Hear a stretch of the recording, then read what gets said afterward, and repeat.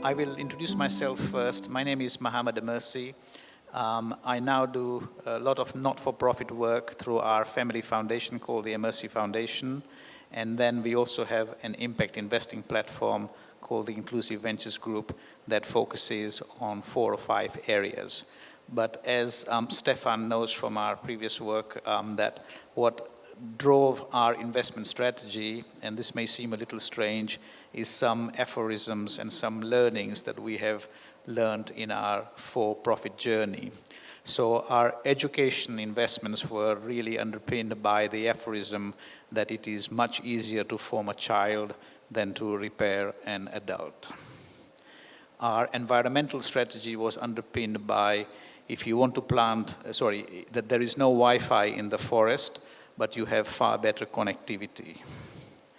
And also that the savage is not the one who lives in the forest, but the one who destroys it. The difference between venture capital and impact investing is that time horizons are much longer.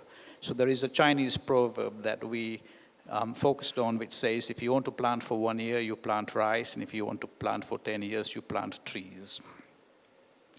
We also focus on waste management in Africa, which is quite an interesting opportunity, and that was underpinned by the aphorism, can one man's waste be turned into another man's gold? Of course, one of the key problems about impact is measurements, and so there we always are focused on treasuring what we are able to measure. Impact is something that requires partnership and collaboration. And so while we can't change the world through one person, we can change it for one person. A wise man is somebody who builds bridges. It's a fool that builds walls. And finally, there was once a man who was so poor that all he had was money. So, Africa is an interesting continent in terms of the opportunities that it brings for social impact investing, and the power of reverse innovation, which is innovation where governments as well as corporates and societies have not been able to fulfill a very basic need, and that need is then filled by people who are social entrepreneurs and social innovators. It's been a hotbed for investments. If I look at 2 examples, again, both of them originated from the Said Business School at Oxford. One was M-Pesa. That business model has become now a global model for mobile micropayments. Likewise, M-Kopa is another company that was given birth at Said, and again has become a trendsetter globally. So in Africa, it's need that results in the generation of some interesting ideas, but the challenges remain. Are those capable of being scaled? Is it easy to raise money for them? Are exits possible? And if so, how? And are these situations which can rely only on grant capital, or is it possible to develop a business model that is focused on the triple bottom line, where you still make money, but also you give stewardship to the environment and ensure that society is better off? And that balance is very, very hard to achieve, because most of the larger private equity funds, family offices, and other organizations are increasingly focused on wanting to receive market returns on a risk-adjusted basis, and this is very hard to do if you want to focus on the impact space. The projections indicate that by 2020, the impact space in Africa will be about $310 billion, especially if Africa decides to ramp up its efforts to deliver on the SDGs. The African Union has its own agenda, which they call Agenda 2063, which again requires for a lot of investments to come in, a lot of partnerships between governments, foundations, especially corporates, etc. So there is ambition and there is hope that at least some of this will translate into tangible and sustainable business plans, but it's hugely challenging. And then, of course, there is the mismatch between people who have excess capital and then social enterprises that look for money. And it's harder to raise money for the very early rounds, but much easier once a business starts to scale. So these were just a few introductory remarks that I wanted to make.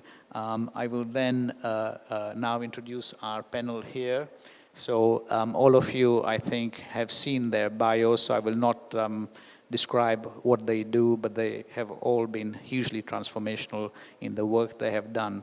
On the far right is Ella, then we have Hamdia, Nicola, and Vikas. And for each of them, they will spend a few minutes talking about their own work, what is it that makes them want to get out of bed in the morning, and if there is anything that makes them not want to sleep at night, what it is. So let's start with Ella first. Thank you very much. I'm going to talk about something that keeps me in bed and not want to venture into the world. And that is something I've been thinking about for a while coming to this event. And it's premised on what I do on a day-to-day basis. I wear two hats. The first hat is being an economic policy advisor to governments and the private sector. The other responsibility is sitting on what is called the National Planning Commission of South Africa, which thinks about the future beyond where we are as a country and a region. And as I was thinking about the discussions that we're going to have here, I was asking myself, what is it that is going to be important to take away?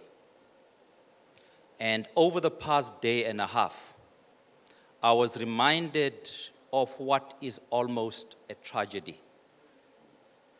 And the tragedy is the recent announcement by Germany of a Marshall Plan for Africa.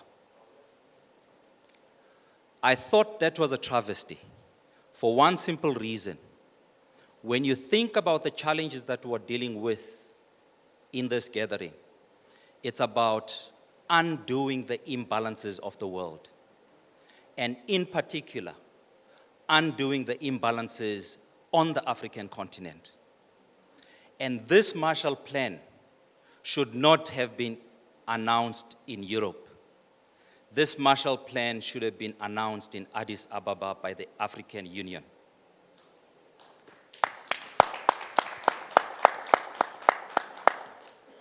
And for me, thinking about the subject of the next day or two, impact investing.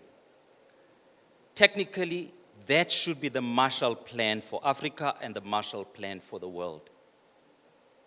The SDGs are some sort of a Marshall Plan as well for Africa, originated in in New York, predominantly driven by the North.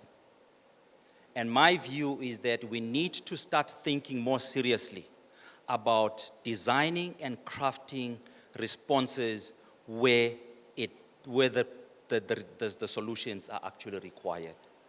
To a large extent, a lot of these solutions are crafted in a particular environment and then adapted to the recipients, which means the solutions from day one are suboptimal.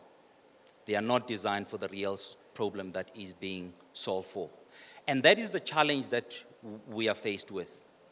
And thinking about going forward beyond this session, I would like to see an environment where heads of state start thinking about impact investing as the heart and the center of policy making and decisions that they make. All along, when we talk of impact investing, we're always looking at the private sector. How do they make sure that they don't think about only the commercial return, but they need to think about the economic return as well? And we actually forget that the provider of the environment for these returns to be realized are actually governments.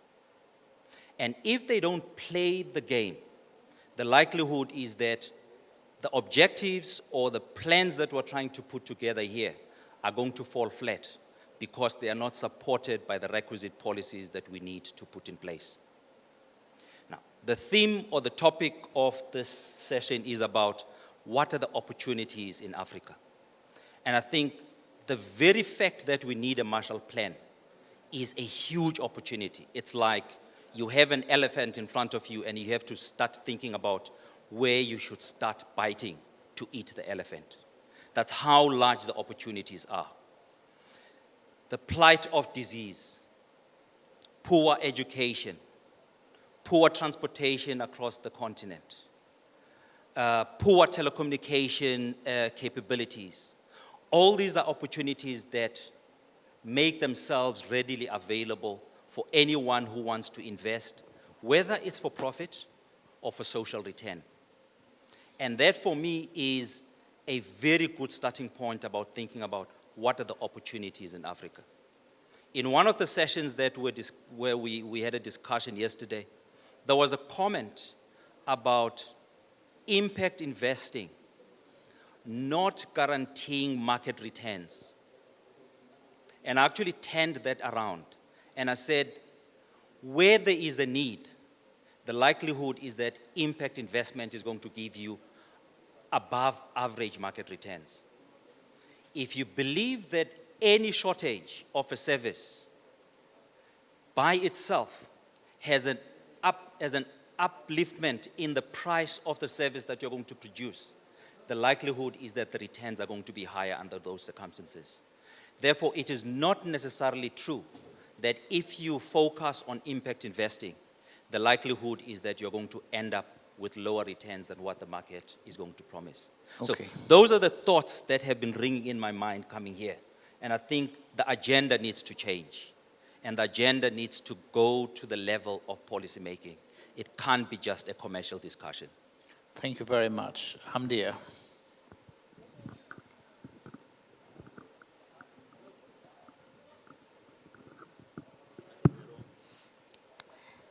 Hello, good afternoon.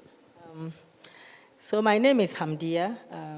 I work for Ghana Venture Capital Trust Fund, and I wear different hats. But generally, the Ghana Venture Capital Trust Fund is a fund established, fully owned by the government of Ghana. We get our funding from the Treasury, and we invest in first-time fund managers to invest in the ecosystem. So we were created with a mandate of building the VC impact investing ecosystem in Ghana, and try to get the fund managers build track record, what the other investors are looking for, and then they can scale and invest across the region. So most of our investments are in Ghana, depending upon who is an investor in the fund. Some of the fund managers invest in Ivory Coast, Liberia, and Sierra Leone for now. And it all started because we have this issue of investor mismatch. You would often hear that we don't have deals. The deal sizes are small in Africa. And the question that I keep asking myself is that who is going to make the deals bigger for the big investors to come in? So somehow, somebody got to get it done. And we also know that in the field of VC, for example, fund managers, it's difficult for a fund manager, a first-time fund manager getting up saying, I'm raising money. Because even the DFIs don't want to do first-time fund managers.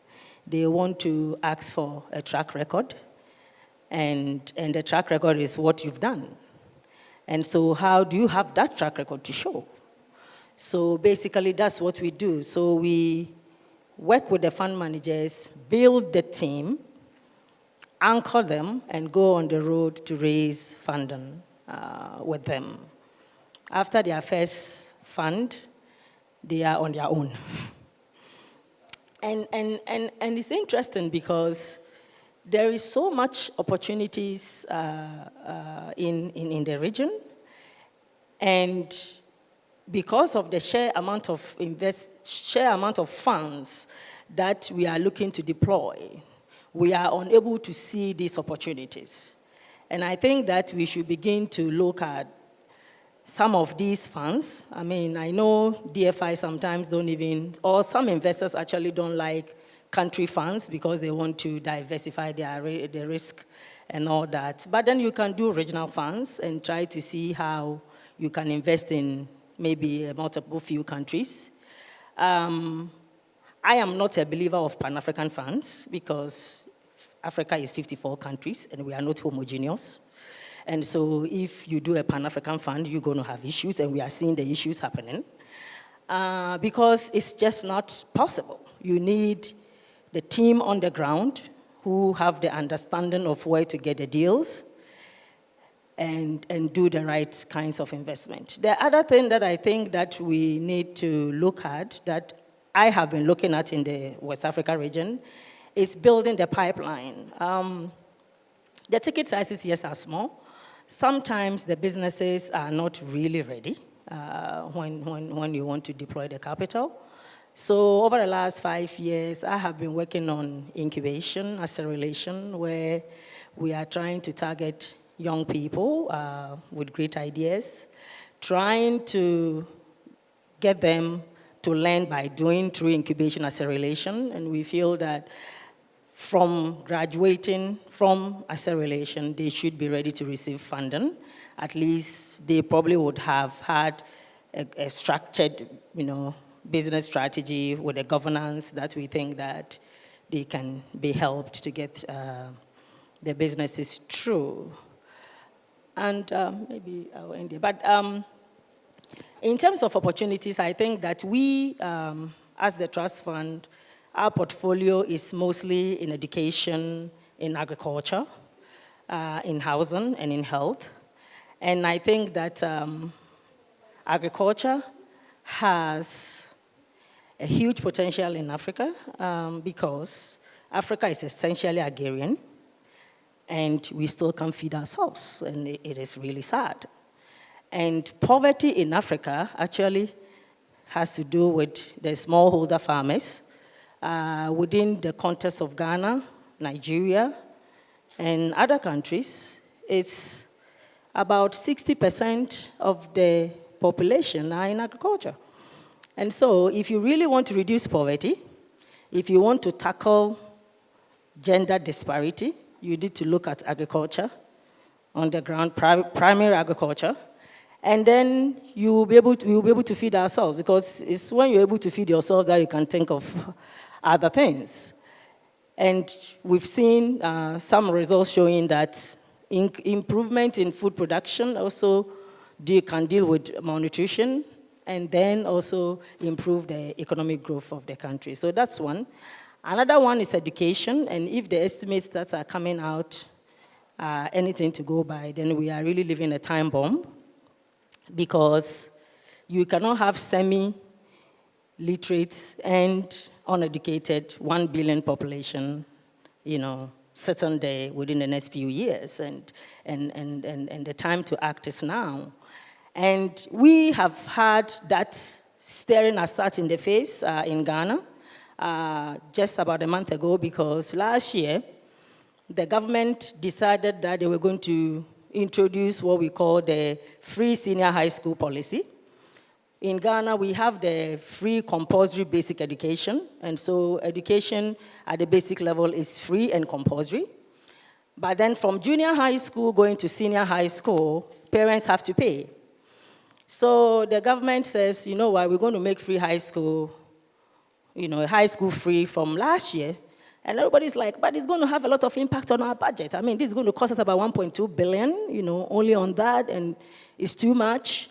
But this year, we woke up and we realized that actually, from high school to senior high school, only about 60% are able to make it to senior high school from junior high school, and not because of grades, but it's because their parents couldn't afford to pay for them to go to senior high school.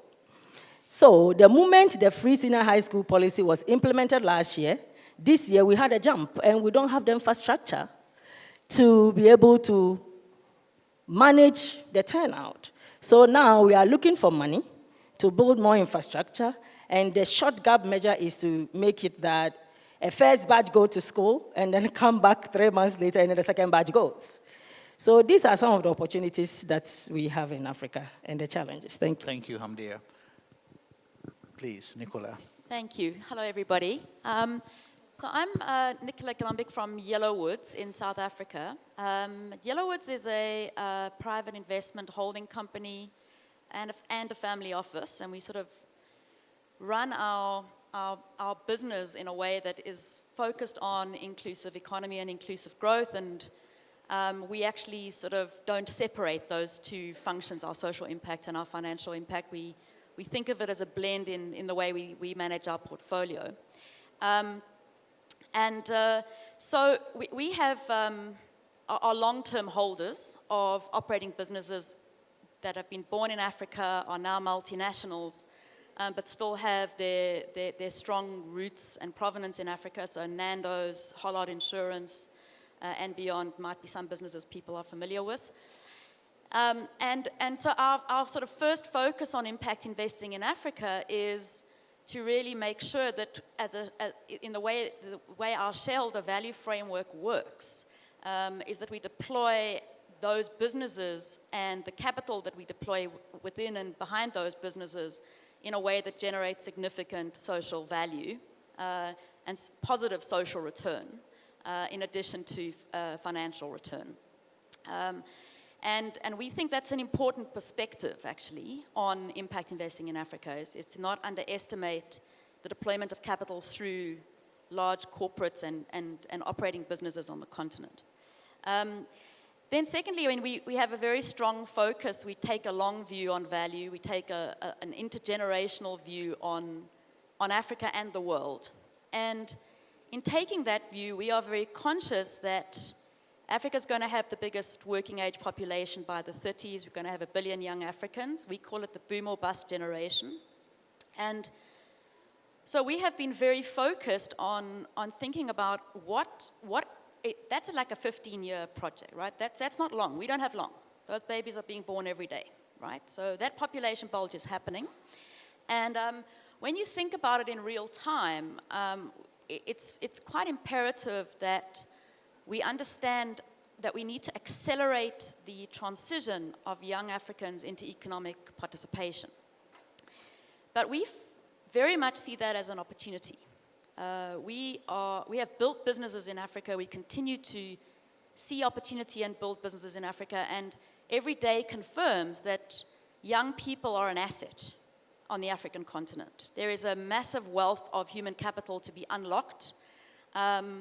And so we're very focused on that dividend over the next 15, 20 years. And we established a labor market intermediary called the Harambee Youth Employment Accelerator in order to sort of work at an ecosystem level to tackle some of the systemic failures, both in the market failures and the system failures, that are holding back young Africans from realizing their economic participation and their human capital.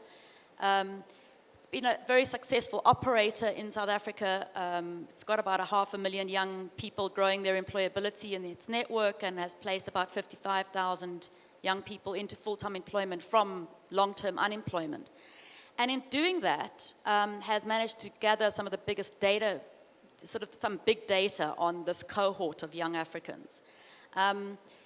And we've now recently launched a SIB, where we're going to focus on basically financing accelerated skilling of young Africans that do not require tertiary, but require skilling for growth sectors in tech, in business services, growing the outsourcing markets in Africa, in installation, repair, and maintenance, to sort of follow through on the innovations that are happening in ag value chains, in manufacturing, and in infrastructure, and the growth of the middle class, and then other growth sectors like the education and care economy. So really what we're doing is we created a SIB that can use and redirect existing public and DFI and development finance to achieve those outcomes in a much faster and more efficient way.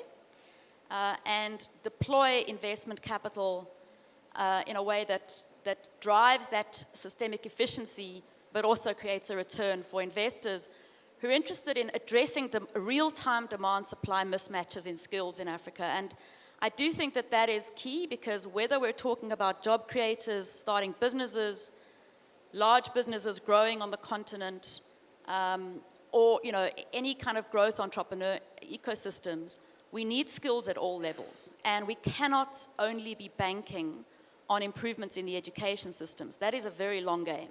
What we need is breakthrough solutions for real-time skilling that is demand-focused, and that's what we've been focusing on. Thank you very much. Vikas. Good afternoon. Good afternoon, everyone. I'm Vikas Bali, and I represent the Avishkar Intellicap Group. The group's vision is to build businesses for the other 3 billion. And in that quest, we have 2 parts to our business.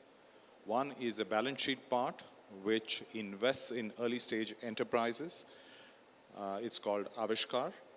We have invested in about 65 odd early stage enterprises in India and in Sri Lanka, Bangladesh, and Indonesia. And we have partially exited about 23 or 24 investments, either fully or partially. We also have a few debt vehicles which give cash flow based lending to early stage enterprises. We have some fintech platforms. So that's on the balance sheet side of the business, and we have deployed about $750, $800 million in both debt and equity towards these enterprises. On the ecosystem building part in Telecap, our mission is to build enabling ecosystems, channelize capital to build a more sustainable, equitable society. Our theory of change is centered completely around social enterprises, and we believe that what the governments were not able to do, what the NGOs were not able to do, it's the social enterprises which will be able to deliver impact at scale and make our society much more equitable. Through this journey, we have worked through a confluence of capital, knowledge, and networks in order to make the entrepreneurs more successful. So we have an advisory group, a banking group, which helps enterprises raise capital either in the form of debt, equity, or a structured product. And we have a forum called Sankalp, which is essentially a celebration of entrepreneurship. It gets together the entire development sector, the impact investors, other large investors, regulators, and more importantly, the entrepreneurs in a room in order to discuss the challenges that the entrepreneurs face and what are some of the steps that all of these other relevant stakeholders can take in order to address the needs of the entrepreneur and make them more successful. We have done Sankalps in India, in Jakarta, and in Nairobi, where we will have our 6th event coming up on February 21st and 22nd.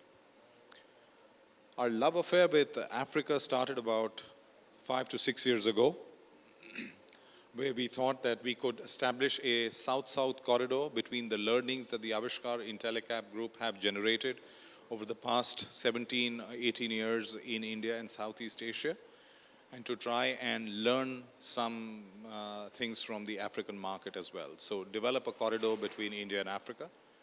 And we chose to set up our office in East Africa in Nairobi about 5 years ago. Our immediate task of setting up an office in Nairobi was to develop the early stage entrepreneurial ecosystem. We believe that it's a long journey, and it starts by channelizing the local pools of capital and growing an angel network in that particular market. So we have established an angel network called I3N, which has now about 45, 50 investors. Through our journey and through the Sankalps, the 5 Sankalps that we have done in Nairobi, we have sourced about 700 odd enterprises in the fields of clean energy, agri, water sanitation, financial inclusion, health. And supported some of these enterprises, about 30 of them, in a more intensive manner, and a handful in actually channelizing capital towards these as well. The enterprises that we have worked with have generated employment for about 1,000 odd people and have now got revenues in the range of about $10 odd million. And 3 or 4 years ago, all these numbers were next to nothing. So as a group, we work very closely with very early stage enterprises and really help them scale up bit by bit. Most of the investments that Avishkar makes are in enterprises who have very low revenues. Business models are just getting defined, and we are typically the early stage investors. And Intellicap really creates the ecosystem for those entrepreneurs to become successful by connecting them with markets, by connecting them with capital, and by providing them the necessary knowledge on the business models that will make them successful. We hope to expand our journey into Africa.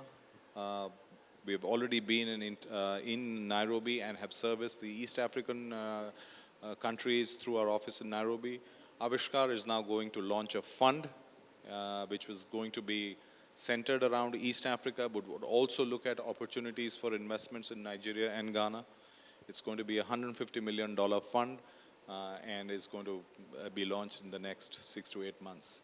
So our commitment to Africa is steadfast, and we believe that with the learnings and experience that we have had both in India and in East Africa, we will now be able to set up a fund that will act as an opportunity for entrepreneurs to get the risk capital that they're looking for. With this, I'd like to hand the mic back. Thank you very much to all the panelists. Let's now open the discussion to members of the floor. Please identify yourself by your name and your organization, and if there is a question that you would like to direct to any one of the specific panelists, please do so. Otherwise, I'll decide who best to put the question to. So please, let's start, and then we have about 10 minutes in the end where we will wrap up by some calls for action, which each of us has identified as being very important takeaways from this session. So questions, please. I'm Sophie Maisonneuve. I'm working in the French Ministry of Foreign Affairs. Thank you very much for the very interesting panel.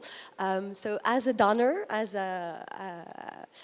an agency, as a donor agency, so I'm not an agency, I'm the ministry, but of course we have AFD, Agence Française de Développement, who is very active in Africa. So what could be, do you have a piece of advice? In where shall we invest? How, what is our added value? How can we help without,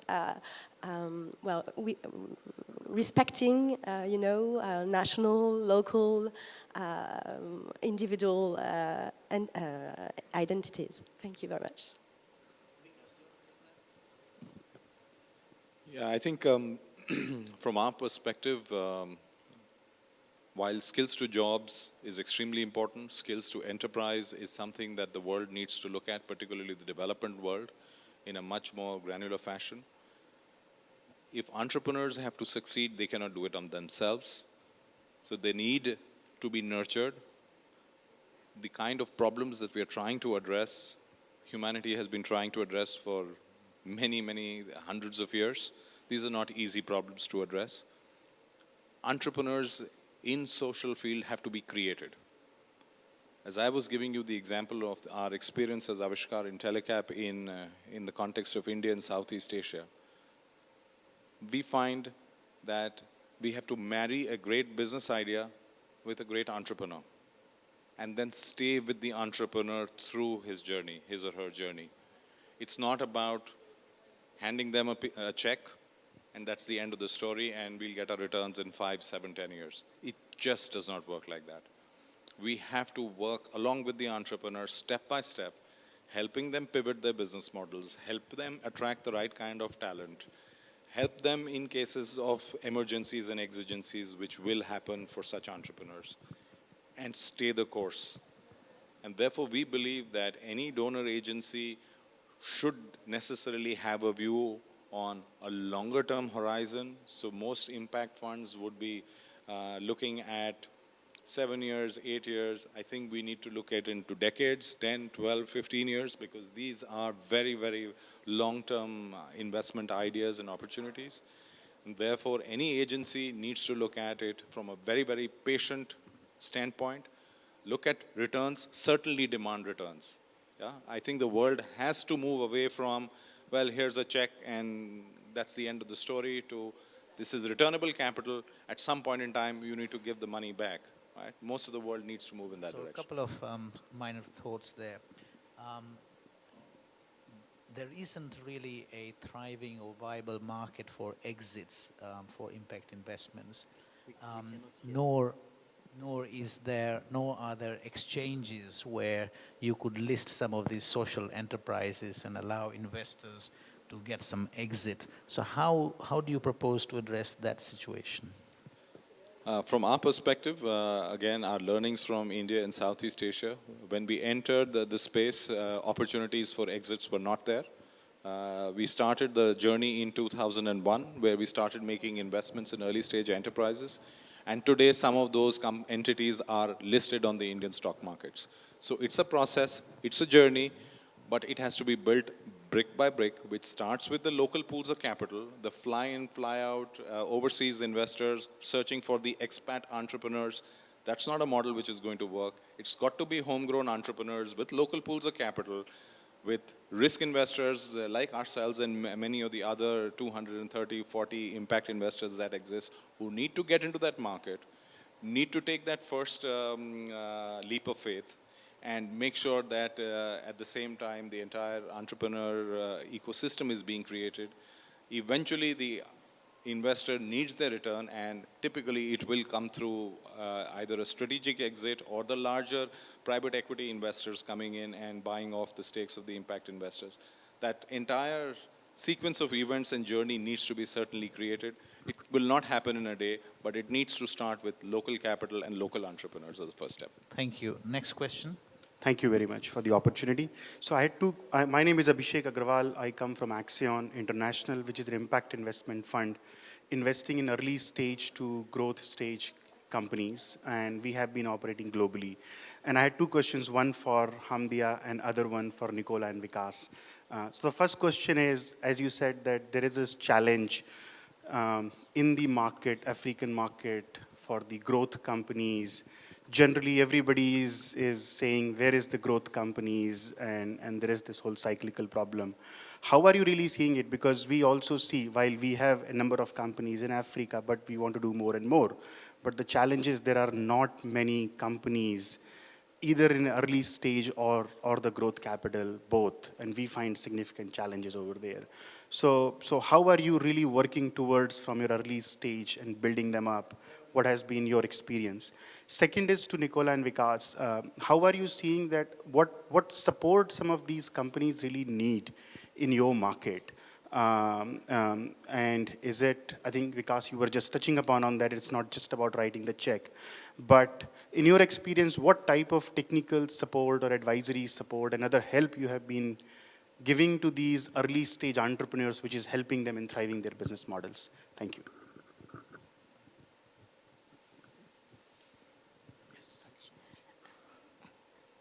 Experience on early stage investing, was that your question? Okay, so you see, VC investment, in Africa, we need to look at it as a value chain. So when you do the first investment, you are looking for maybe another fund to take those investments off your hands, or you are looking to get a trade sale, or you are looking to get the owners to buy you back. Because most of the challenges we've had is that people don't really want equity investment because they don't want you to tell them what to do. And it was a long battle when we started. I mean, you walk through the realm with investee companies, and then at the last minute, when they're going to sign the investment agreement, they realize that you are taking 2 board seats, and they're like, no, the board is made up of me, my wife, and children, and that's how it's going to be. So let's convert it into a loan so that I could pay. because that's what we are used to. So we are building the ecosystem to get people to understand that VC investors, impact investors come in and give you value in addition to money, right? So we help you do other things. So that is the selling point. And yes, it's been very difficult, and but I think it's worthwhile because dealing with early stage companies is a difficulty. Sometimes you need to really buy into the strategy, but you also need to know where you're taking the company to. You need to understand the value you want to unlock in that business before you even get in. And sometimes I think fund managers get carried away with the passion that, oh, this is good, this fits my portfolio, this makes it nice. But when the chemistry doesn't work between you and the entrepreneur, it's not going to work. So there's so much dynamics in investing in the early stage market. But I wanted to talk about exit. You know, I think that sometimes we overplay the issue of exit, right? Because we don't have developed capital markets. That is true in Africa. Maybe the Johannesburg Stock Exchange, fine. Ghana Stock Exchange still has about 36 companies listed since 1991. The Nigerian Stock Exchange is not doing any better. So really, this IPO business, where is it coming from?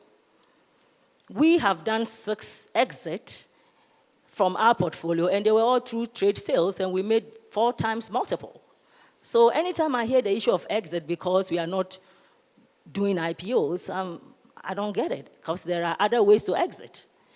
And we have done well in our exit, and they were trade sales. So I think we should begin to look at other ways of exits instead of just always putting more traction on the IPO until we're able to build a formidable capital market, because we don't have it.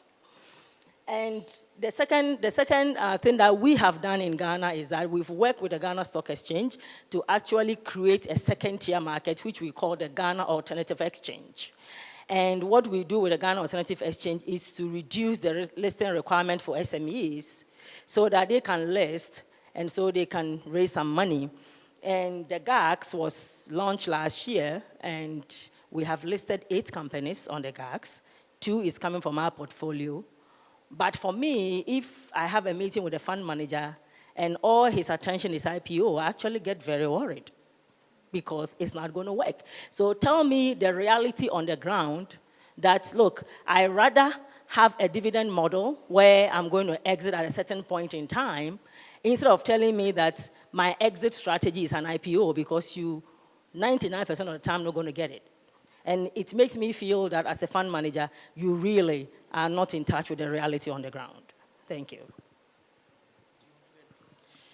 Sure, so I'll give a different kind of perspective. You know, in going back to aphorisms, we talk in Yellowwoods about chasing elephants, not mice, right? In sort of, and loving the problem, not the solution. And when we talk about ecosystems, I think that there's the ecosystem around entrepreneurs. And then there's a sort of bigger sense of tipping points in an environment, right? And I'm a big believer in the fact that quite a few things have to happen simultaneously for these ecosystems to really work, right? You need a kind of confluence of things. And so one of the appeals that I would make to a forum like this, where you can see there are very different kinds of capital. I mean, the one thing that a lot of people in the room seem to share is that they're deployers of capital. But the risk and return expectations are very varied. I think that the magic in our experience in an African context is when those things happen with a simultaneity, a kind of just, that really create the ecosystem that you need. Because actually what entrepreneurs need is customers, right? They don't just need capital, right? They need customers. Customers have to be viable customers. You know, they have to be consistent and sustainable customers. Now, I mean, that sounds obvious, but I mean, it's actually really important, right? These are real businesses, and these are real economies. And, you know, they also need governments to behave in a particular way. And then when they need to find talent, they don't just need advice about talent. They actually have to know that there's a pool of work-ready talent available at a price, right, that is that is meaningful to an entrepreneur in that context. So I'm just trying to paint a little picture around, you know, the different ways to think about ecosystems, but we increasingly take a view that there are a few cities in Africa that are really going to matter. The ag value chain does matter and food security does matter, but actually the biggest markets for that food, first and foremost, are going to be the cities in Africa, to which there is massive inward migration. And so I think it's quite interesting to just think about like ecosystems as being very geographically located. You know, there's a tendency with tech and everything to think in a very dispersed way, but in fact, the tech lands in the end. You know, the Uber drivers are driving real cars, and for the moment anyway. You know, the food actually gets consumed, right? No matter what tech is driving the weather indexes, right? So I think that thinking in real physical locations and organizing investment and blending the kinds of investment, collaborations and cooperation between kinds of capital in particular market ecosystems is a very important way for a summit like this to start organizing people when we think about a call to action. Can I just ask Ella a couple of questions? In your Marshall Plan for Africa, how do you see, or what do you see to be the role of technology in light of the future of work? And secondly, how do you address the very big question, the word that begins with a big capital C, corruption, and how is that going to be addressed if you want to realize your dream of impact investing, fulfilling the Marshall Plan? I think technology is one of the biggest interventions in the African continent. What we have seen is that the reason we're unable to compete as a continental economy is because of inefficiencies. Inefficiencies across the board, at production, at distribution, and at entering and staying in markets. And to a large extent, it's because of the quality of production processes that we pursue. And that means technology has to be key. And before we came here, we spoke about the inefficiency in the food distribution on the continent. The UN, about 5 years ago, put out a study that shows that 20% of the food is lost between the factory gate and the plate. And it's not lost because we just don't want it. It's lost because we don't manage the transition from between the 2 points properly. So the issue of distribution is very key, the issue of transportation. It took Obama to come to Africa and remind us that we need energy to generate a new economy. And that means there's a lot of investment that is required in building those capabilities. But more importantly, in all these constraints that I'm talking about, policy remains key. Africa has the best climate. Africa has most of the water on the world. And there's a lot of opportunities that natural endowments that South Africa has. But we do not capitalize on those endowments. And this is because of bad policies, bad governance, and bad leadership. And those put together conflate into the big C that you spoke about, corruption. And one is tempted to even think that actually corruption is sponsored to deliberately achieve self-centered interests. It's not a mistake. It is engineered for it to deliver a particular output. I'll give you an example in the southern part of Africa. We have the potential of producing electricity for the whole continent by investing in one plant. And this is a debate or discussion that has taken over 30 years in the southern region to put up this electricity plant. It hasn't happened. It hasn't happened not because it is not possible, not because there are no financial resources to do it. it's not happening because there's no political will. And I think it's convenient for the politicians for it not to happen. And it's not clear why. But you cannot reconcile the political interest with the commercial interest.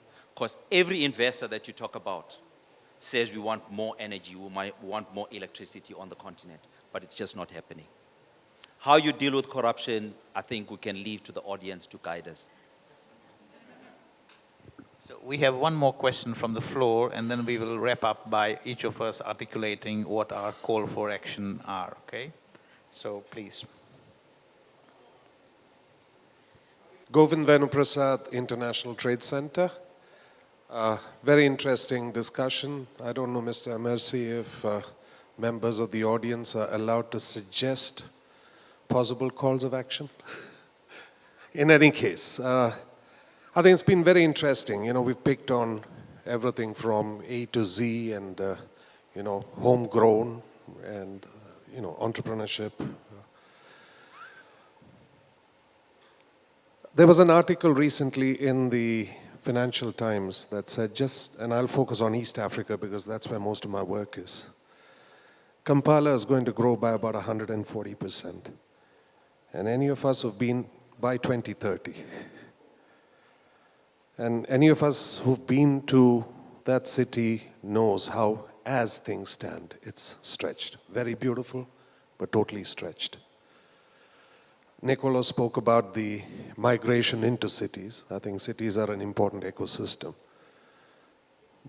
But it's really counterintuitive in an agrarian economy because this migration is from the rural areas, which should be, you know, growing food, and then we talk of farmers, we talk of agri. So my request would be, can the call to action be that we make agri sexy once again? Because that may just about save the continent. Thank you. Nicola, do you want to take that? 2 minutes, please. I mean, I definitely think that there is a need for, you know, to create economic opportunity for young people. If you want to make it sexy, it has to appeal to young people. You know, there is no doubt that the ag value chain, and particularly a tech-enabled ag value chain, and even, you know, innovations in last-mile logistics, innovations in you know, import and export, you know, value chains. There are a lot of opportunities to make agriculture sexy, but one of the ways is to not make it look like agriculture. So I think if we can just separate agriculture from farming, that would be a really good start. I think in the minds of young people. But I do think that we mustn't make these like separate issues, right? So jobs and entrepreneurship are not separate issues. The IMF study in South Africa, and in fact, Southern Africa recently was very clear. The highest correlate to likelihood of success as an entrepreneur is you've worked before, right? So, you know, these are not separate issues. And similarly, you know, young people, certainly in my country, there's no such thing as a rural youth and there's no such thing as a city youth. People are moving between the one and the other. And understanding the relationship between rural and urban economies, I think, is actually where a lot of the opportunity lies. I think we now have time for a call to action. At many of these conferences, we have a great discussion. People go away thinking that they've really done so much good, but nothing ever comes out of it. So this conference is a little different. As the moderators, we've been asked to identify 2 or 3 calls for action so that people go away from here thinking about what they need to do. So let me start off by articulating 1 or 2 calls for action that I think are important. Firstly, I take my hat off to India that introduced this 2% CSR levy. I did my level best during the Commonwealth Heads of Government meeting in London this year to try and get the Commonwealth member states to also follow suit and implement India's leadership in this area. And I think that we got traction amongst some member states. Some of them pointed to inaction on India's part in terms of how they deploy this 2%, who decides where is it spent, is it tax deductible or not. So I think that I would ask all of you that are in a position to influence your governments in any form or shape to go back and to push hard for this 2% tax to be imposed, CSR tax, and that then will create a pool of capital that can be deployed for social impact investing. So that's my number one call for action. My number two call for action is something that came up with the discussions that Ella in his speech said. So when you are looking, and all of us believe that whenever we are looking at impact investing, most donors, most investors are talking about financial returns. Unfortunately, the methodology that is measuring returns is very skewed only towards measuring financial returns. Until the world wakes up and says that any balance sheet of any enterprise has got so many different forms of capital working for it, human capital, societal capital, natural capital, environmental capital, as well as financial capital, and you then have a valuation matrix that takes into account on a weighted average basis all these different forms of capital and how they contribute to the enterprise, then and only then you will have a level playing field, and the world will be a far better place because executives will be rewarded not only by share price performance or bonuses, but actually by how responsible they have been in the way they have run their enterprises. So I would ask everyone in this room to go back and to talk about accounting standards, to talk to corporations, to senior executives, and people that are in a policy-making framework to say that, look, based on just last week, if you look at the Tory party conference in London, the Labour Party conference in London, Larry Fink's remarks, they are all talking about capitalism that has to be inclusive and not exclusive. So those are my two main calls for action. Ella.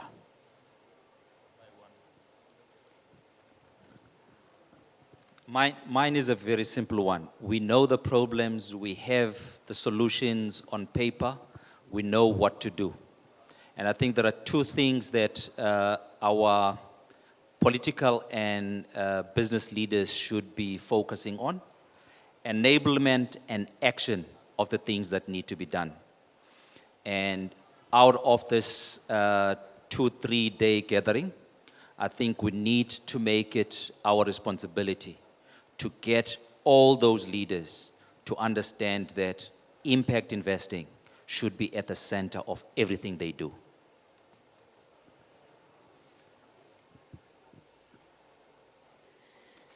I believe that we need to unlock value in enterprises, whether it's a social enterprise or it's for any other enterprise. But we need to unlock value, and we need to hold each other accountable for each of the values that we want to unlock in these enterprises. Thank you. Thank you. So I want to really encourage a convergence of impact so that we get real multipliers. And to facilitate that, I mean, a number of us are starting something called a Future Work Africa initiative, where really we're trying to bring together a community of investors across the sort of spectrum in particular geographies or value chains to understand how we can make a few dots join and things and multipliers happen and accelerate. So if anybody's interested in the idea of being part of a Future Work Africa collective or initiative, that's my call to action. That's how we'll create economic opportunities for young people. I'm the last speaker, so let me just summarize what has been said. I'd like to have a call to action for investors, for governmental stakeholders and entrepreneurs. From an investor standpoint, follow the approach of sow, tend, reap. Just as the plant seeds needs to be put in, nurtured, given the right kind of environment, so too with the entrepreneur. So all of you investors in the room, adopt this approach. Make sure that you are patient, your capital is patient, be demanding, but give it time. From a governmental standpoint, small is good, and that's where the opportunity lies for scale. So small and medium enterprises need to be nurtured, and all enabling regulation environment needs to be provided for them to nurture. that's where the numbers are going to come from. And from the entrepreneur's perspective, the call to action has to be very clearly move away from Me Too business models to finding some innovations. Time's up. Thank you very much. Big thank you to my distinguished panel here who've given up their time and have shared their valuable insights here. And thank you to the audience for being so responsive and engaging. Thank you.